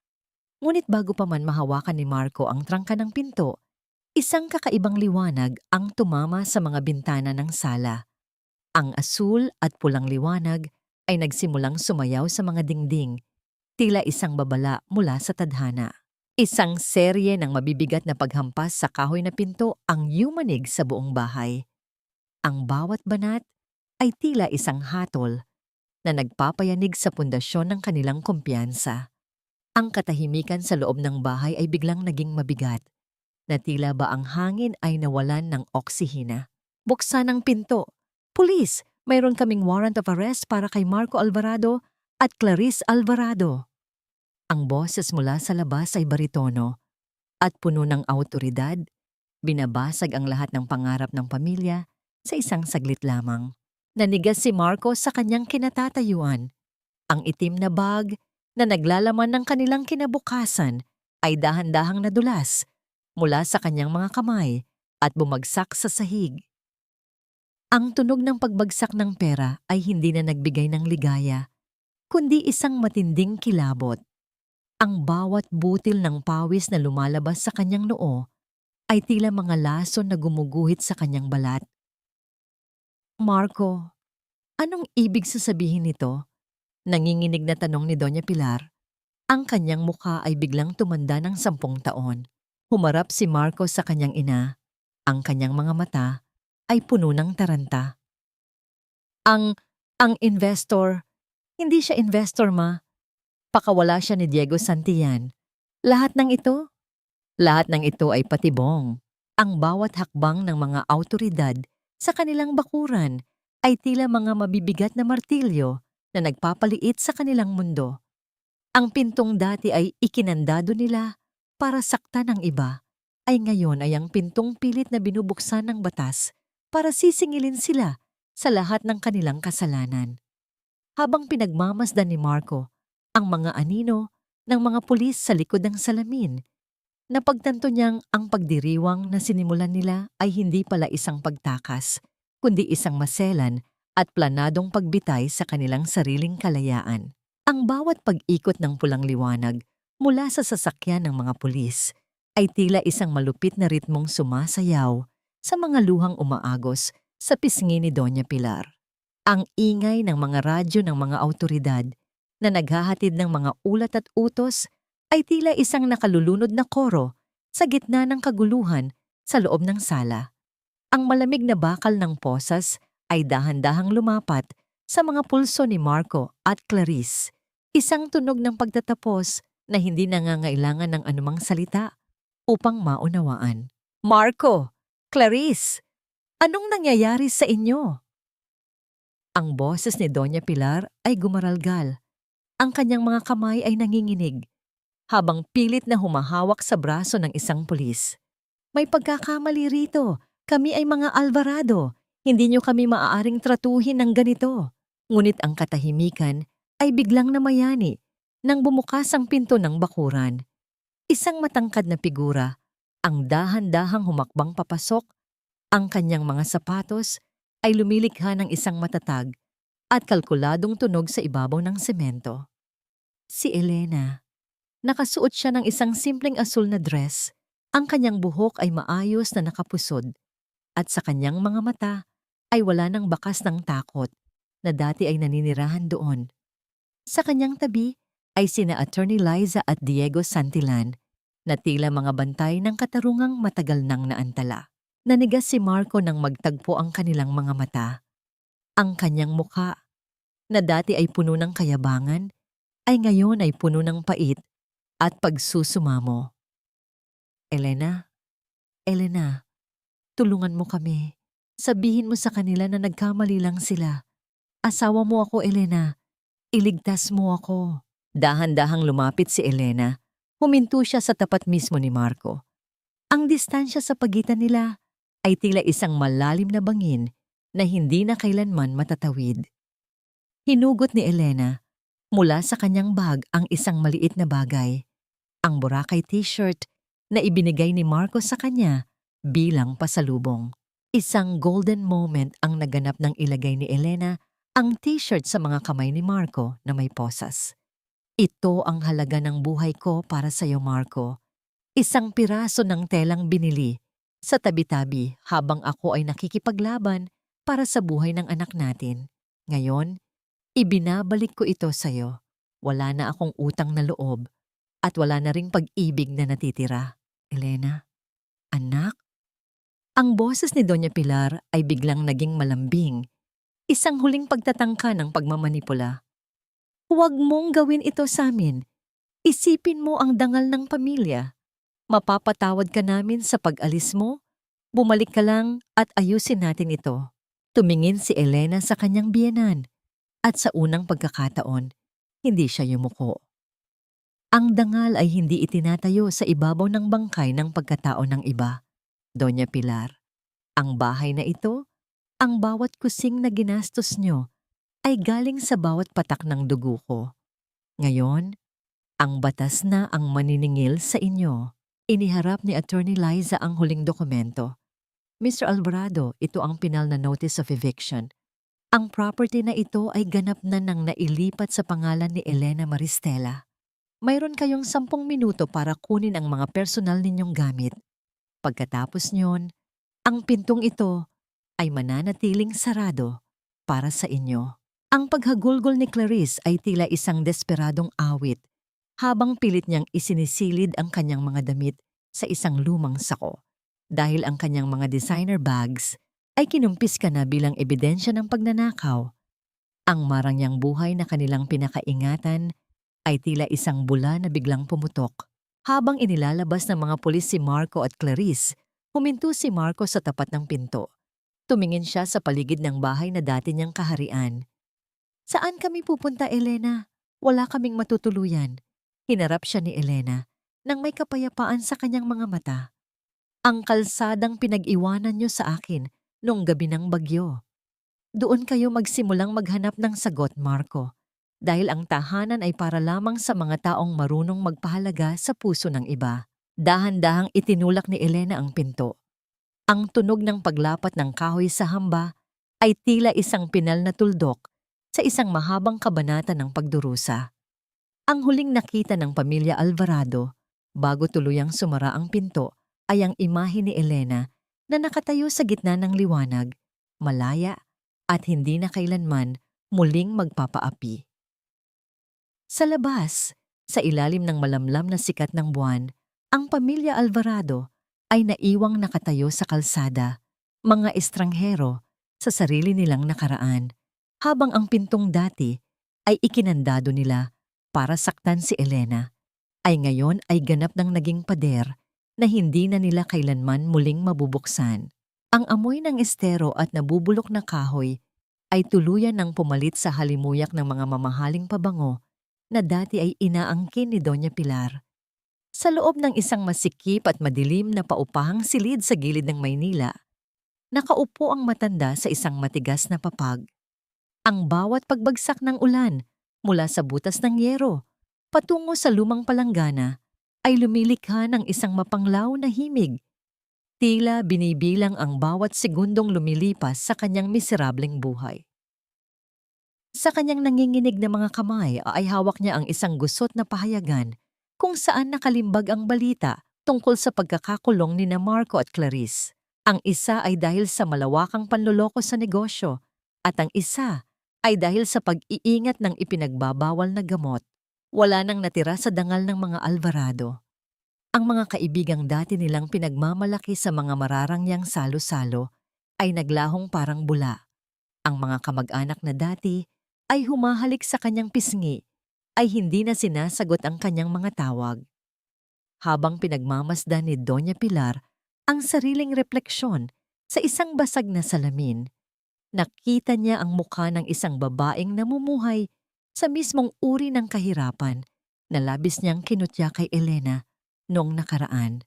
Ang karma ay hindi dumating sa anyo ng isang kidlat, kundi sa anyo ng isang mabagal at masakit na pagkaubos ng lahat ng bagay na kanyang pinahalagahan.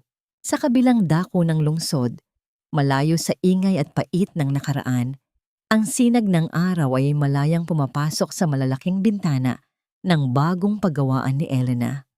Ang paligid ay amoy ng sariwang linen at kape.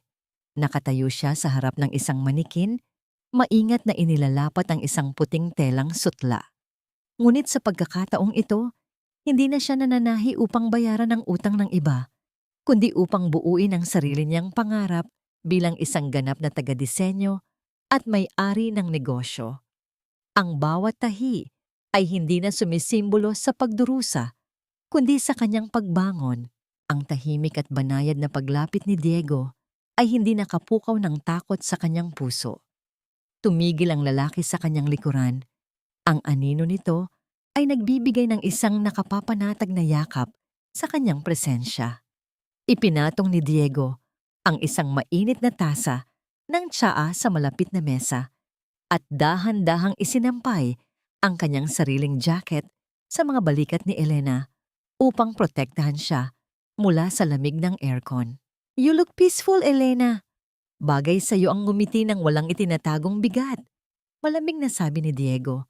Ang kanyang boses ay tila isang gamot na patuloy na nagpapagaling sa mga naiwang sugat sa puso ni Elena. Humarap si Elena at sinalubong ang mga mata ni Diego. Isang golden moment ang naganap nang bahagyang ayusin ni Diego ang isang takas na buhok sa gilid ng mukha ni Elena. Ang simpleng pagdampi ng mga daliri ng lalaki sa kanyang pisngi ay nagpadaloy ng isang mainit at dalisay na kaba sa kanyang dibdib. Isang pakiramdam ng pagiging ligtas at pinahahalagahan. Salamat, Diego, para sa lahat ng tiwala at pag-alalay. Kung hindi dahil sa tulong mo, baka hanggang ngayon ay naniniwala pa rin akong hanggang sahig lamang ang halaga ko. Sagot ni Elena. Ang kanyang mga mata ay nagniningning hindi sa luha ng lungkot, kundi sa luha ng pasasalamat. Hindi ko ibinigay ang halaga mo, Elena. Ipinakita ko lang sa iyo ang halagang matagal mo nang taglay. Ikaw ang nagligtas sa sarili mo. Tugon ni Diego, na may kalakip na isang nangiting nagpapangako ng isang kinabukasang puno ng respeto at tapat na pagmamahal. Habang nag-uusap sila, inilapag ng isang empleyado ang isang tumpok ng mga sulat sa ibabaw ng mesa. Sa ibabaw nito ay may isang sobreng nagmumula sa pambansang piitan, nakapangalan kay Marco Alvarado. Alam ni Elena ang laman nito. Mga salita ng pagsisisi, mga pangako ng pagbabago, at ang pagmamakaawa ng isang lalaking nawalan ng korona. Tinitigan ni Elena ang sobre ng ilang sandali.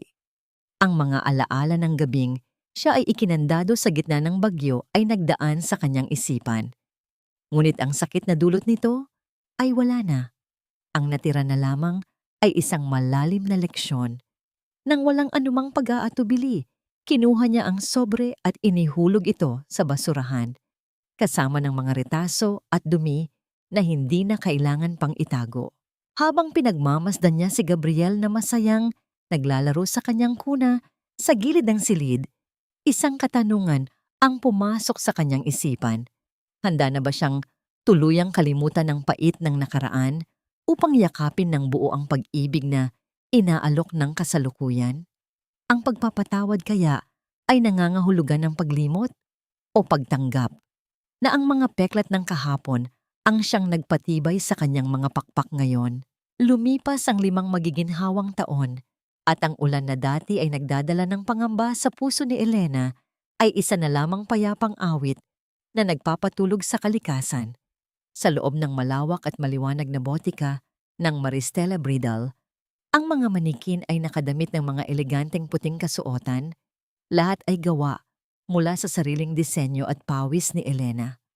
Hindi na siya ang babaeng nakaluhod sa malamig na semento habang pilit tinatapos ang utang ng iba. Siya na ngayon ang nagmamay-ari ng sarili niyang kapalaran, ang reyna ng kanyang sariling kaharian. Habang pinagmamasdan niya ang mga patak ng ulan sa labas ng salamin na bintana, isang katanungan ang malimit na dumadaan sa kanyang isipan. Nagpatawad na ba siya? Ang sagot ay isang matamis at tahimik na o. Ngunit ang kanyang pagpapatawad ay hindi nangangahulugan ng pagtanggap muli sa mga taong sumira sa kanya.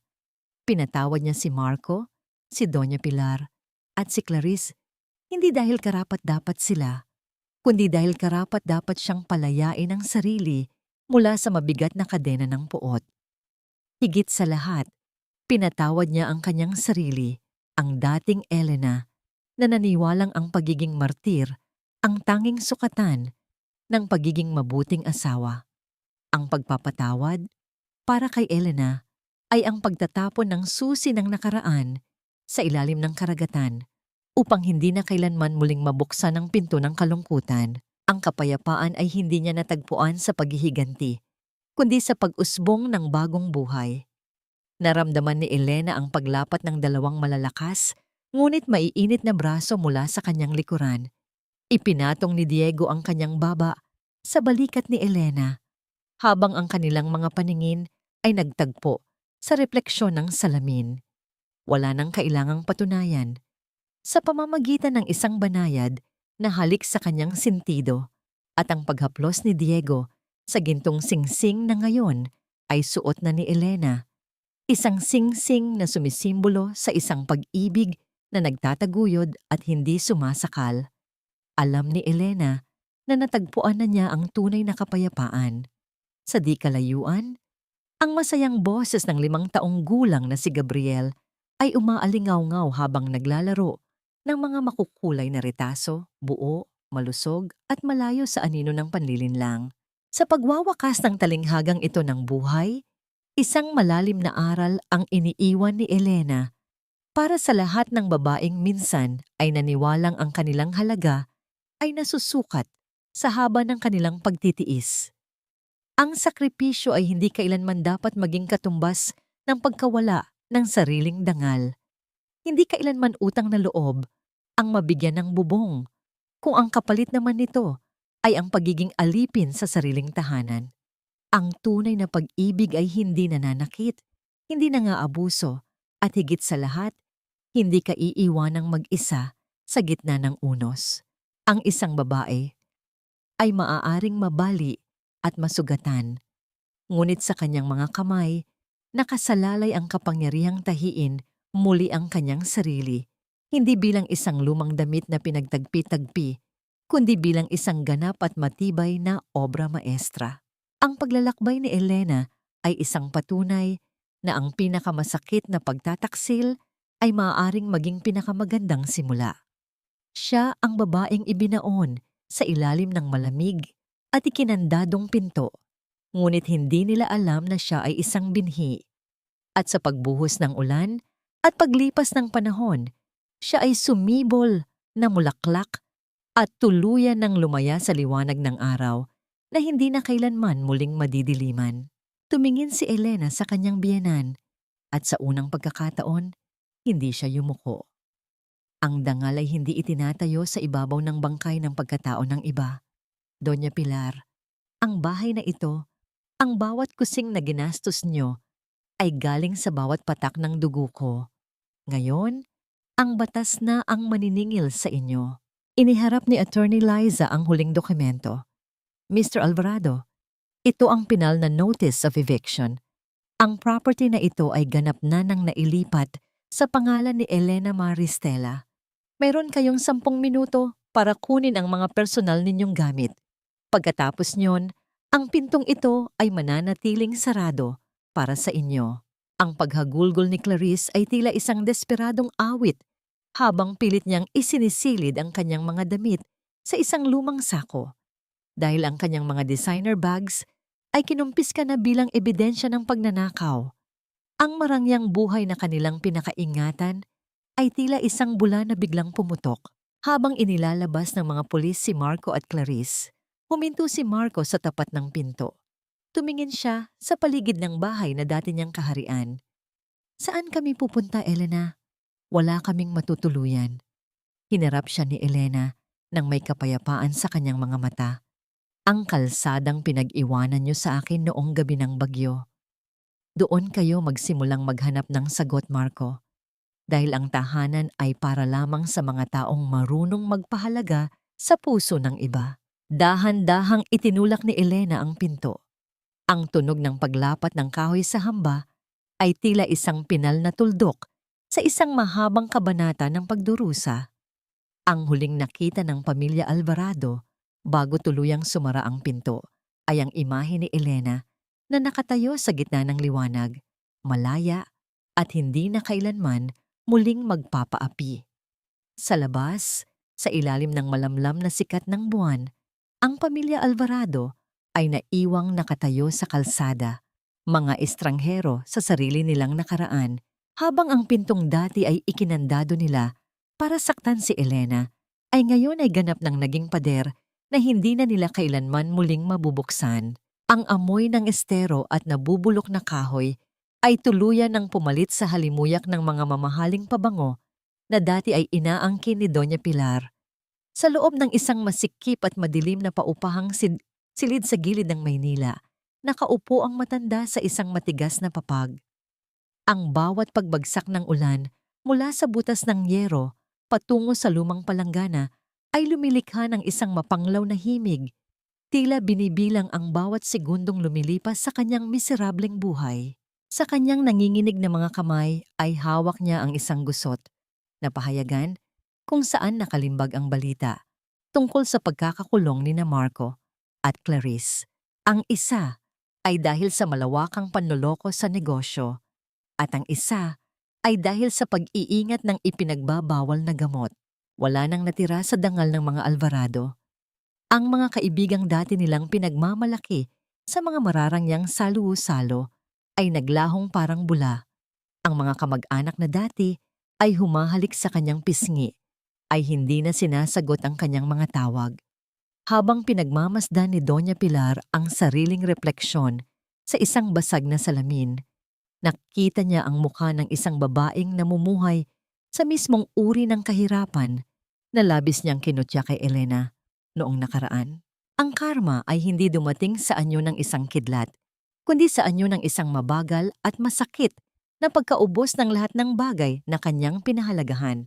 Sa kabilang dako ng lungsod, malayo sa ingay at pait ng nakaraan, ang sinag ng araw ay malayang pumapasok sa malalaking bintana ng bagong paggawaan ni Elena. Ang paligid ay amoy ng sariwang linen at kape. Nakatayo siya sa harap ng isang manikin, maingat na inilalapat ang isang puting telang sutla. Ngunit sa pagkakataong ito, hindi na siya nananahi upang bayaran ang utang ng iba, kundi upang buuin ang sarili niyang pangarap bilang isang ganap na taga-disenyo at may-ari ng negosyo. Ang bawat tahi ay hindi na sumisimbolo sa pagdurusa, kundi sa kanyang pagbangon. Ang tahimik at banayad na paglapit ni Diego ay hindi nakapukaw ng takot sa kanyang puso. Tumigil ang lalaki sa kanyang likuran. Ang anino nito ay nagbibigay ng isang nakapapanatag na yakap sa kanyang presensya.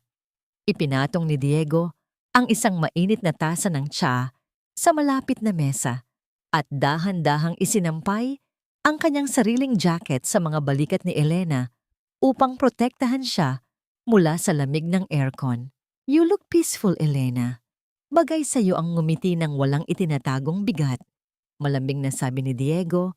Ang kanyang boses ay tila isang gamot na patuloy na nagpapagaling sa mga naiwang sugat sa puso ni Elena.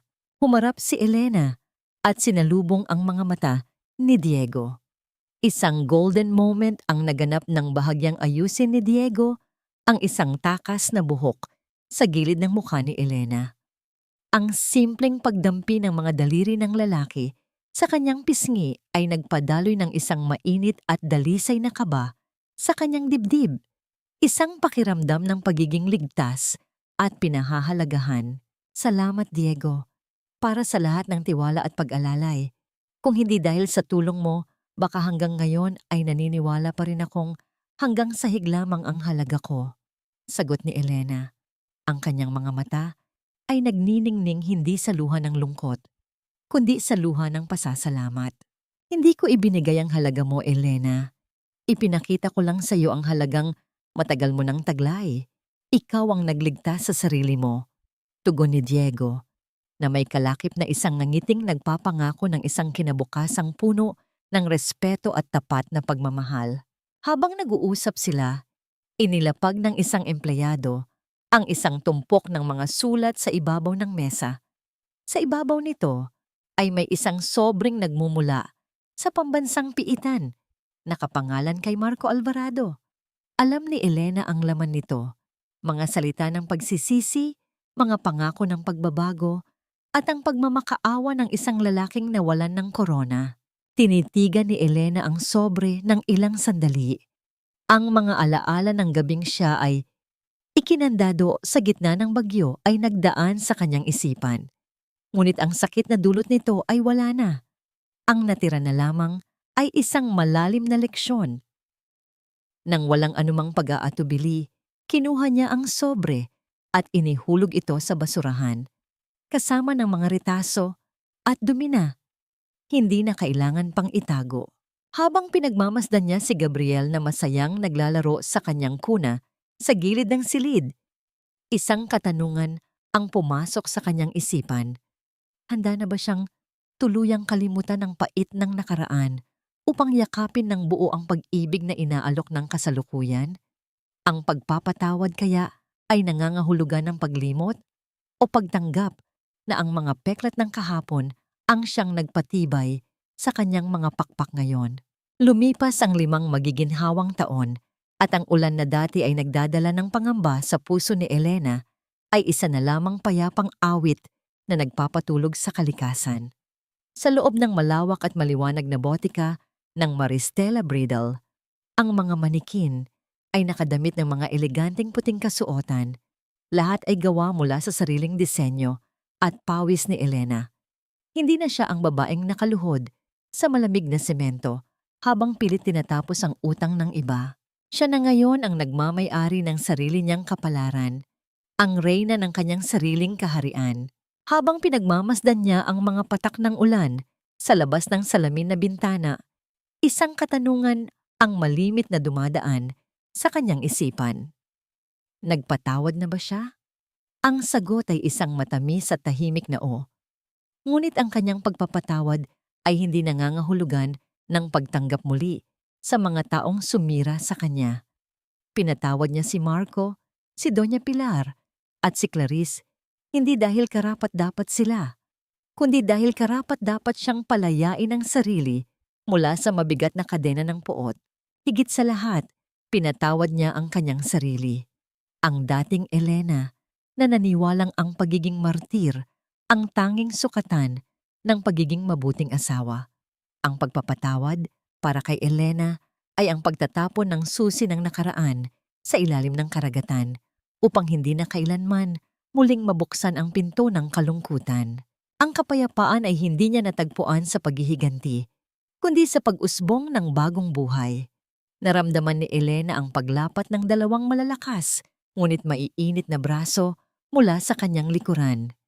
Ipinatong ni Diego ang kanyang baba sa balikat ni Elena, habang ang kanilang mga paningin ay nagtagpo sa refleksyon ng salamin.